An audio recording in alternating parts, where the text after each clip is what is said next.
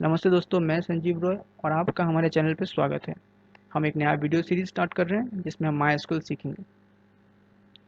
मैं यहाँ पे आपको इंस्टॉलेशन का स्टेप्स नहीं बता रहा हूँ, वो आप यूट्यूब में जाके सर्च कर सकते हैं। माई इंस्टॉलेशन का आपको ढेर सारा वीडियोस मिल जाएगा, आप वहाँ जाके कर सकते हैं। और मैं यहाँ पे आपको फिर भी बता देता हूँ कि आप गूगल में जाके माई डाउनलोड टाइप कीजिए और सर्च कीजिए।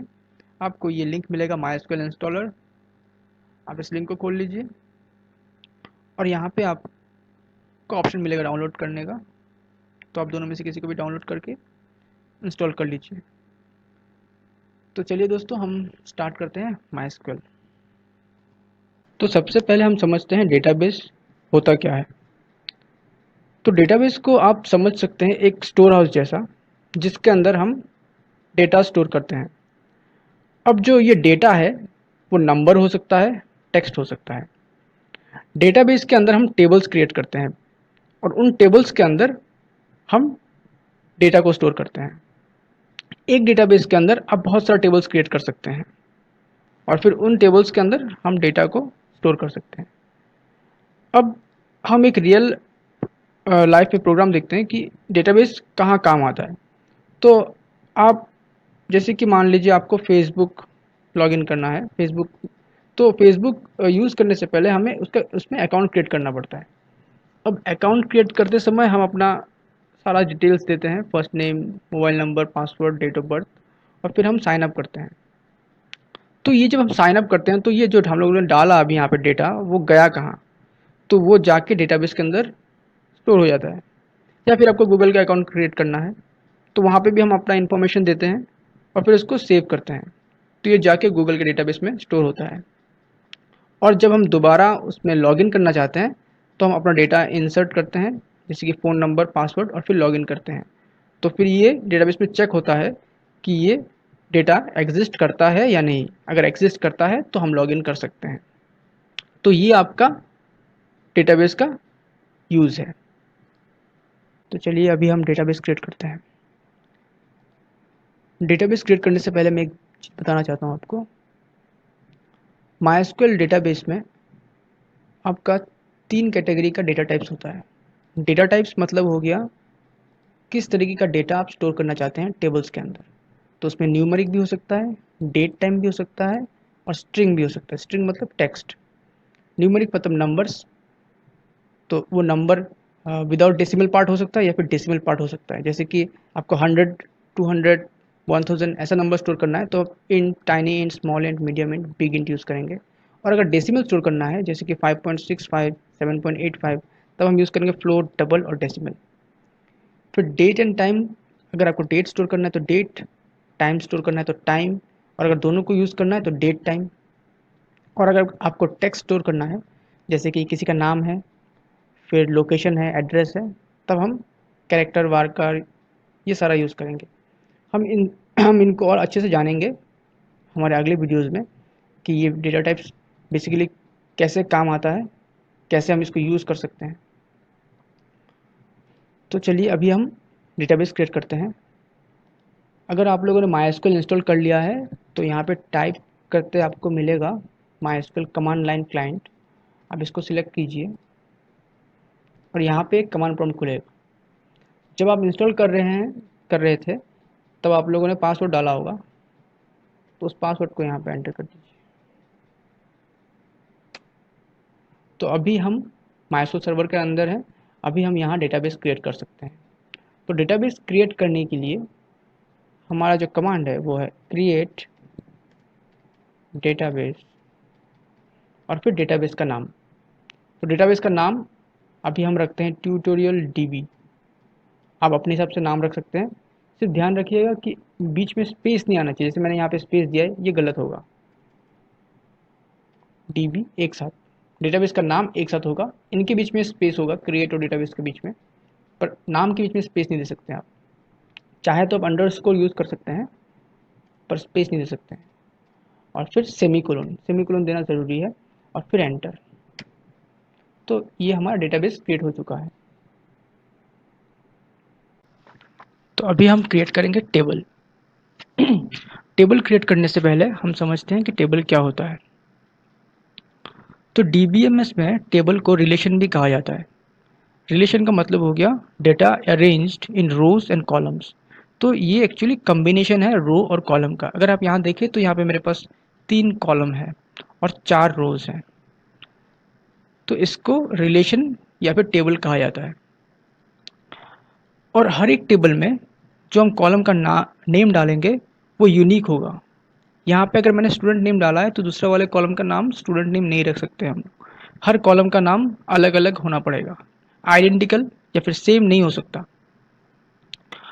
फिर सेकंड चीज़ है कि हर एक कॉलम में जो डेटा होगा जो हम स्टोर करेंगे, जैसे कि स्टूडेंट नेम के अंदर हम लोगों ने स्टोर किया नेम्स, तो हर एक नेम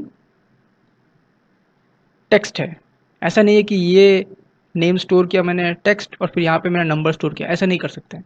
तो हर एक कॉलम में जो डेटा स्टोर होगा वो एक ही टाइप का डेटा होगा। जैसे कि यहाँ पे क्लास है, यहाँ पे मैंने सारा इंटीजर स्टोर किया है, तो यहाँ पे सारा नंबर्स है, यहाँ पे मैं टेक्स्ट को स्टोर नहीं कर सकता हूँ।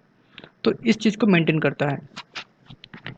फिर तीसरा चीज़ है कि एक सेल के अंदर जो वैल्यू है, जैसे कि ये फर्स्ट रो के अंदर जो पहला कॉलम है इसमें मैंने एक नेम स्टोर किया है। मैं ऐसा नहीं कर सकता कि यहाँ पे मैंने एक नेम स्टोर किया और फिर मैं जाके दूसरा नेम यहाँ पे स्टोर करता हूँ। ऐसा नहीं कर सकते हम लोग। एक कॉलम के अंदर या फिर एक सेल के अंदर हम एक ही वैल्यू स्टोर कर सकते हैं, दो वैल्यू नहीं स्टोर कर सकते। तो ये होता है टेबल का स्ट्रक्चर।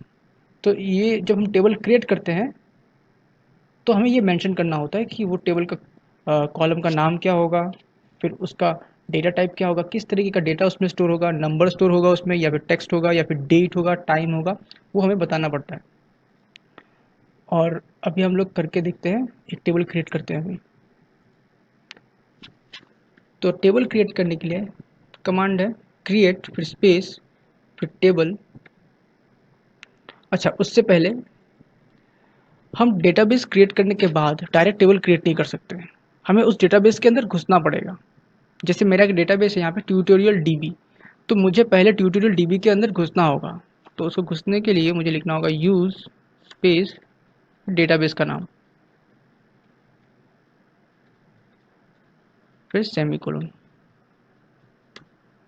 तो मैं अभी ट्यूटोरियल डीबी के अंदर हूँ। अब मैं इसके अंदर जितना चाहे टेबल्स क्रिएट कर सकता हूँ। तो टेबल क्रिएट करने के लिए मैं लिखूँगा क्रिएट टेबल स्पेस होगा और फिर टेबल का नाम। तो टेबल का नाम अभी हम रखते हैं मार्क्स या फिर स्टूडेंट रखते हैं, स्टूडेंट टेबल स्टूडेंट्स। और फिर राउंड ब्रैकेट स्टार्ट और राउंड ब्रैकेट एंड। और इसके बीच में लिखेंगे हमारा पहला कॉलम है, हम लोगों ने यहाँ पे देखा था पहला कॉलम है हमारा स्टूडेंट नेम, तो हम स्टूडेंट नेम डालते हैं। यहाँ पे मैं सारा स्मॉल लेटर्स में लिख रहा हूँ और स्पेस नहीं होगा बीच में। आप चाहे तो अंडरस्कोर यूज़ कर सकते हैं यहाँ पे 2 वर्ड के बीच में, लेकिन स्पेस नहीं यूज़ कर सकते। अब स्टूडेंट नेम मेरा कॉलम का नाम है और मुझे बताना पड़ेगा कि इसका टाइप क्या होगा। तो टाइप है ये टेक्स्ट स्टोर करेगा, तो टेक्स्ट में हम लोग यूज़ करेंगे वर्कर या फिर कैरेक्टर भी यूज़ कर सकते हैं। मैं बताऊंगा डिफरेंस क्या है वर्कर और कैरेक्टर का। तो अभी वर्कर लिखने के बाद राउंड ब्रैकेट और फिर उसके अंदर हमें बताना पड़ेगा कि ये मैक्सिमम कितना लंबा नाम स्टोर कर सकता है, तो वो मैक्सिमम लेंथ मुझे देना होगा। तो मैं यहाँ पे 45 रखता हूँ। उसके बाद कॉमा, फिर हम हमारा सेकंड कॉलम था क्लास, तो हम एस क्लास लिखेंगे। क्लास हम डायरेक्ट यूज़ नहीं कर सकते क्योंकि क्लास एक ऑलरेडी कीवर्ड है माइस्क्ल में। तो बेहतर है कि वो हम यूज़ ना करें, उसके आगे कुछ प्रीफिक्स लगा दें एस या फिर कुछ भी अलग एक अल्फ़ाबेट लगा सकते हैं। उसके बाद एस क्लास, तो क्लास को हम इंटीजर ले सकते हैं, लेकिन एक बात है कि अगर कोई क्लास को टेक्स्ट में स्टोर करना चाहता है, जैसे कि 12 को TWELVE स्टोर करना चाहता है, तो उस केस में या फिर रोमन नंबर स्टोर करना चाहता है, तब क्या होगा, हम इंटीजर में नहीं कर सकते हैं, तब हम कैरेक्टर या फिर वार्कर यूज़ करेंगे। तो अभी के लिए हम वार्कर लेते हैं और इसका साइज़ मैक्सिमम 25। फिर तीसरा है रोल नंबर, और रोल नंबर को हम इंटीजर लेते हैं क्योंकि रोल नंबर कभी टेक्स्ट हो नहीं सकता।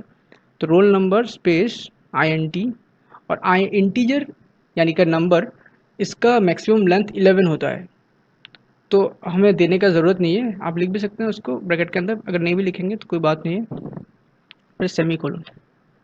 तो ये मेरा एक बेसिक टेबल का स्ट्रक्चर मैंने क्रिएट किया। अब एंटर। तो अब ये टेबल क्रिएट हो चुका है। अच्छा, अब इसके अंदर डेटा नहीं है हमारा, जैसे कि यहाँ पे मैंने 4-5 डेटा रखा है। अभी हम लोगों ने सिर्फ टेबल को क्रिएट किया है, तो डेटा हमें इंसर्ट करना होगा। तो हम अगले वीडियो में देखेंगे कि हम इसके अंदर डेटा कैसे इंसर्ट कर सकते हैं। तो मैं आशा करता हूँ कि आप लोगों को ये वीडियो अच्छा लगा होगा। अगर अच्छा लगा है तो आप प्लीज़ लाइक कीजिए और सब्सक्राइब कीजिए और शेयर कीजिए। Thank you.